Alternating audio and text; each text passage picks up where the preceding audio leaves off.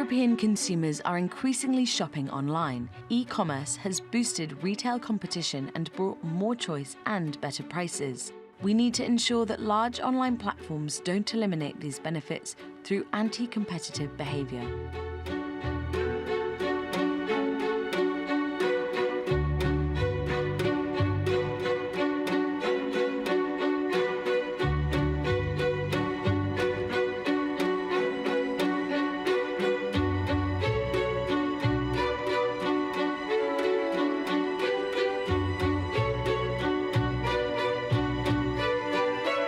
Facebook has burned down the house over and over and called every arson a learning experience.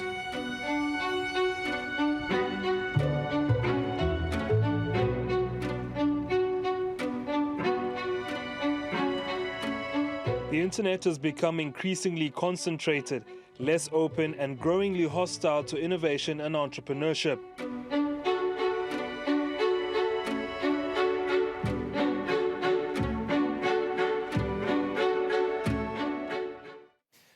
And for more on this, Rachel Silverman joins us live now from San Francisco. Good to have you back, Rachel. So this will be the third time that EU regulators have investigated aspects of Amazon's vast business. What more can you tell us about this latest probe?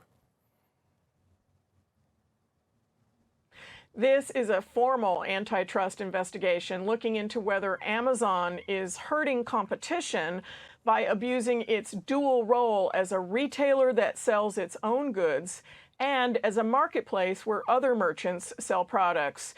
Is Amazon using the third-party data it collects to promote its own products at the expense of other retailers? That's really the question. This is an incremental step in an inquiry into Amazon's business practices that was described as preliminary back in September. No hard deadline for the investigation to be completed, and it could last for years. Interesting. Now, has there been any response from Amazon to this latest probe?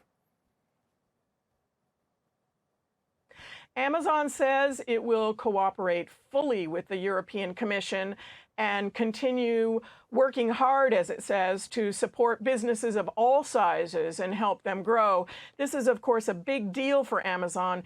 It could eventually lead to fines or demands that Amazon change its business practices.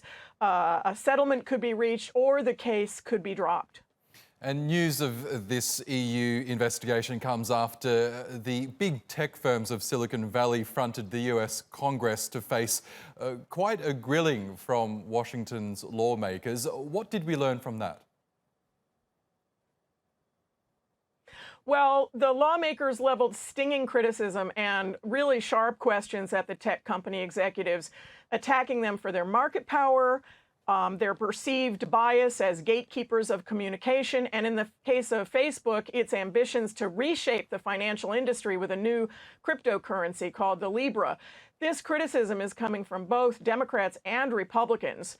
The tech companies repeatedly asked how tech companies have altered innovation and entrepreneurial activity. The executives acknowledged that tech has changed and sometimes even hurt industries as wide-reaching as retailing, advertising, music. But they say that they've also opened new opportunities to millions of entrepreneurs and small businesses.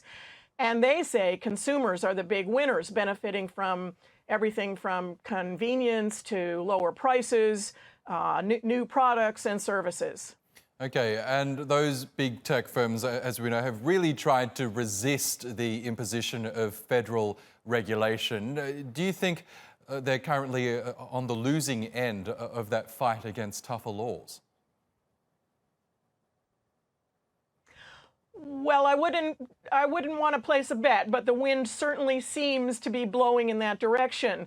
We're now seeing the rising force of backlash against tech giants who not long ago were revered as treasures of American capitalism and now are targets of political attacks, not just from both parties in the United States, but of regulatory scrutiny from other countries outside the U.S.